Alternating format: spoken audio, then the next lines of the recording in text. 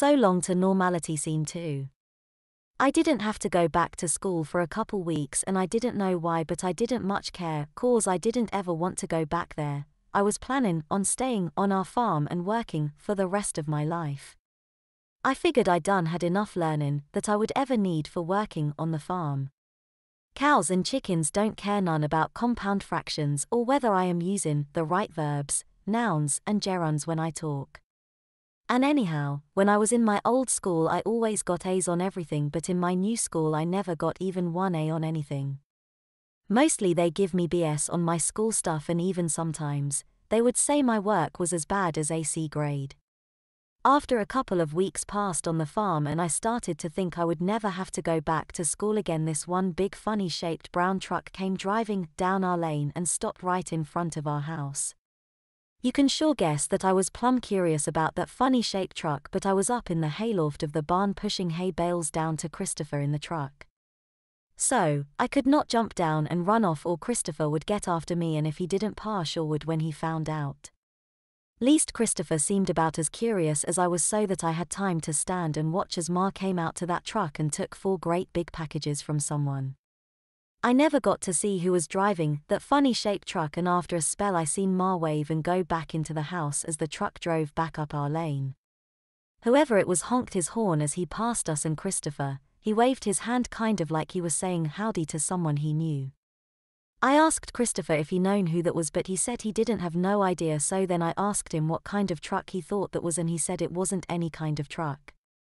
Christopher started moving one of the bales into place and then looked up to me. I guess he was figuring I should have been ready to push down another to him, but I was still watching the cloud of dust from the truck as it sort of hung in the air. Christopher finally told me that it was what they call a postal van. Up until then I had never seen a postal van before, but I seen plenty of them now. I guess I was gawking too long, cause Christopher threw one of his gloves at me and whacked me right in the face. It didn't hurt none, actually it was pretty darn funny and made me sort of forget about that postal van for a while.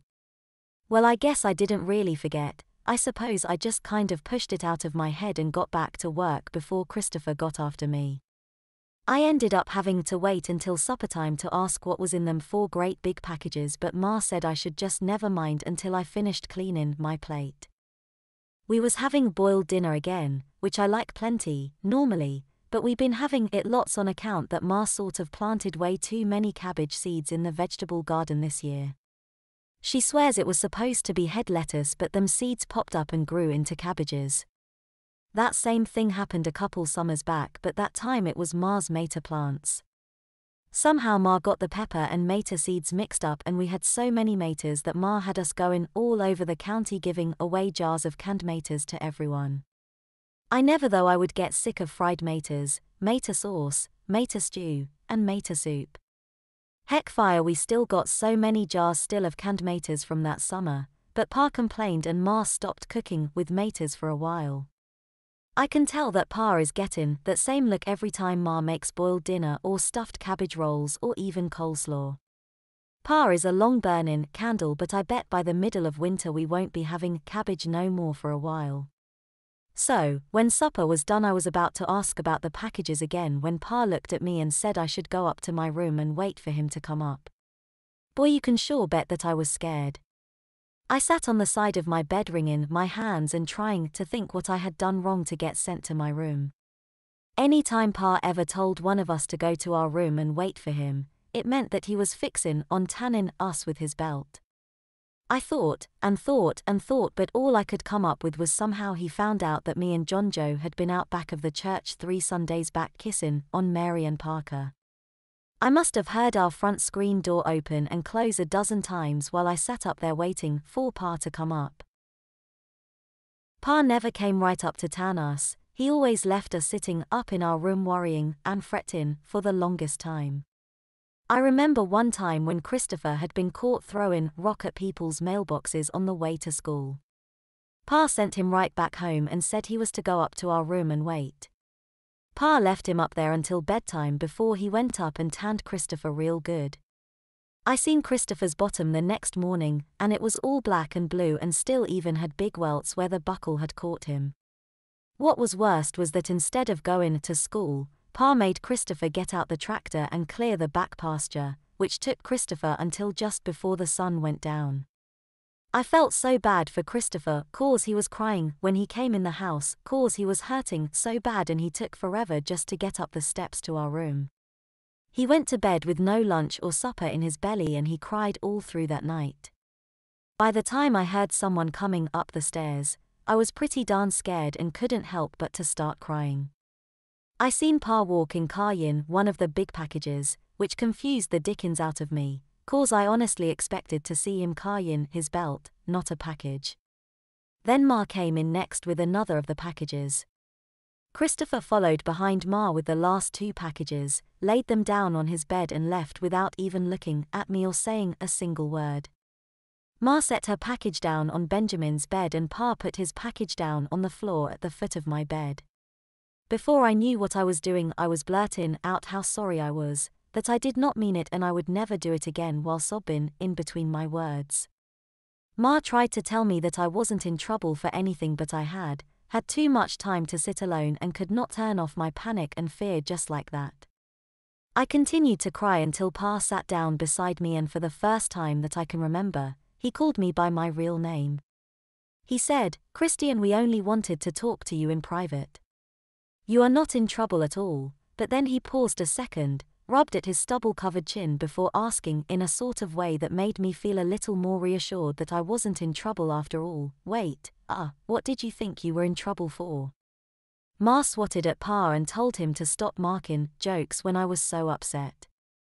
She then sat down on the other side of me so that I had Ma on my right side and Pa on my left, both hugging me and trying to get me to stop crying long enough to hear what it was they wanted to talk with me about in private. After Ma and Pa told me what was in them 4 packages, I think I would rather Pa had tanned me for a whole week. When they had come to my school and met with Mr. Glick, he told them that a boy my age still wetting and messing my pants was not something they could accept, and if I was to continue attending that school then something would have to be done to better deal with my problem. The solution Ma and Pa came up with was not such a good idea as far as I was concerned. They decided that the only way I was going to be able to go back to that school and get a real good education was for me to have to wear diapers under my school breeches. I screamed and cried for the longest time, and even once, I tried to run out of the room, but Pa caught me by the seat of my breeches and held me till I stopped trying to get away. In the end, they won out. I really don't think I had much chance of winning anyhow. It was plumb past bedtime and I was sure my brothers were wanting to come get in bed, and Pa, he was thinking the same thing, cause he stood up and said he was going to go see that the girls was tucked in while Ma helped get me ready for bed. Just before he walked out of my room, he turned, pointed his big finger at me and said that he didn't want no more crying from me. Now the way they had explained it to me, I figured I was only going to have to wear them diapers for school, but I guess I had it all wrong, cause Ma, she made me take off all my clothes and then get myself on my bed. That was when I got my first look at the inside of the first package. Ma opened the one that Pa had set at the foot of my bed and pulled out a big white bit of cloth. I thought for a second that it were a towel for taking a bath, but then I seen it actually was a big white diaper.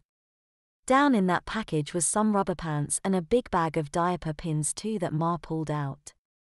I was trying my best not to cry, but it was powerful hard, and I was glad Pa had left, cause I think I was still having some tears while Ma pulled that diaper up tight and pinned it on me.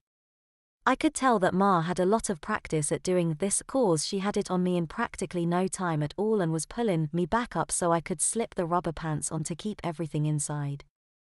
Ma was nice enough to put them packages down on the floor by my bed where the others was not going to have to see them so well, and she also let me get into bed and get all covered up before telling my brothers they could come up. I pretended I was already sleeping when they came into our room, and not a one of them said even a single word. They just got their clothes off, got into their nightclothes and hopped into bed. The next day I found out from Benjamin that Ma and Pa had told all my brothers and sisters about the diapers, and Pa also told them that if they make one smart crack about me having to wear them, that he was going to make them go to school in diapers too. Also on that first morning, I found out that not all them packages was filled with diaper stuff. One of them had some new school pants for me that would fit over my diaper. I was hoping that I'd get some new pants for wearing at home, but instead I got some of Christopher's and Connie's old jeans that Ma put a new hem in so they didn't drag the ground when I walked. They were still pretty dang big on me even wearing a diaper, so I had to wear spenders to keep them from falling right off of me. Ma and Pa didn't make me go right back to school. They gave me another week at home to get used to wearing the diapers and having to have help with putting them on. I was still able to go get myself cleaned up if I did number 2 in the back of my diaper, but I had to have help getting a fresh diaper on cause I couldn't manage to get them pins done up. Connie and Catherine started helping me whenever Ma was busy. They was pretty nice about it and didn't tease me none. Seeing how I was used to everyone seeing me naked, I mean when 9 people live in a 3-bedroom farmhouse with only 1 bathroom, you can bet there ain't much privacy for us boys. The girls get more privacy cause Pa says they need it, and I suppose he's right. One problem I had with wearing diapers was that I had to learn how to walk and not look like I was one of them funny-looking birds we learned about in school. You know, the ones that are all black and white and can't fly even though they are birds. I can't remember what they call them, but that is what I think I looked like at first. Every one of my brothers and sisters treated me pretty much the same except for Christopher. I don't think he was too keen on me anymore, cause he hardly ever says nothing to me less it has to do with working the farm. I was starting to think maybe he didn't like me anymore, but then when Pa said I had to go back to school the next day, Christopher took me out on the tractor to way out past the back pasture and right to the edge of our property fence line. For the longest time he didn't say anything, he just kept picking up rocks and chucking them at the fence. Finally, he turned to me and came right out and said that if I didn't want to go back to that school that he would tell Pa and Ma that he wasn't going to let them send me back. I didn't know what to say about that, so I didn't say nothing for a spell, and he went back to chucking stones again. Now I really did not want to go back to school, not wearing diapers, but I knew that if Christopher went up against Pa like that, Pa would win and Christopher would probably not come out of it too well. I was scared that maybe Pa would get so mad that he might even make Christopher leave. I was just about to tell him that I didn't want him to get Pa mad at him when he turned around again and said something else to me. He said, "Listen, Nevada, I ain't always going to be around to protect you from bullies. Sooner or later you're going to have to start fighting for yourself." I seen he was starting to cry, but he turned so I could not see, and then he said, "Nevada, me and Megjin have decided we are going to run off and get married. I know Pa would never let us if he knew, so we are just going to go over to Indiana and get hitched." Maybe I was supposed to say something, but I honestly didn't know what to say. I had known for a long time that Christopher and Megjin had been dating, but I never once thought they might run off to get married. When I didn't say nothing, he went on talking with his back to me. He said that he knows Pa would never approve, but he was sure that Ma would forgive them someday. Christopher also said that he knows that once he and Megjin were married that Pa would never let him come back to the farm again. I'd been sitting on PA's tractor that whole time listening to Christopher tell me all this. I weren't crying cause I guess I was too surprised, and maybe way down inside I knew someday Christopher and Connie would get married and have to have their own home somewhere else. We were both super quiet for a very long time before I finally came up with a question to ask him. Actually, it sort of just popped out my mouth kind of without my brain doing any of the work. I asked, "When you goin'?"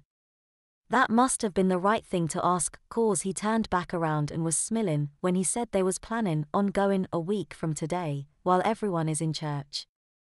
Next, I asked, "Will I ever see you again?" Christopher surprised me cause he walked over nice and slow to the tractor like he was going to say something, but instead he reached up and snatched me right out of the seat. He flung me through the air and dropped me kind of soft like on the ground. He was on me before I could react and was tickling the life out of me before he told me that the whole American army couldn't keep him from checking in on me. About halfway back up to the barn, I got Christopher to stop the tractor for a minute, long enough for me to tell him that he was right. That it is time I start fighting my own fights, and that I guessed Monday was as good a day to start as any.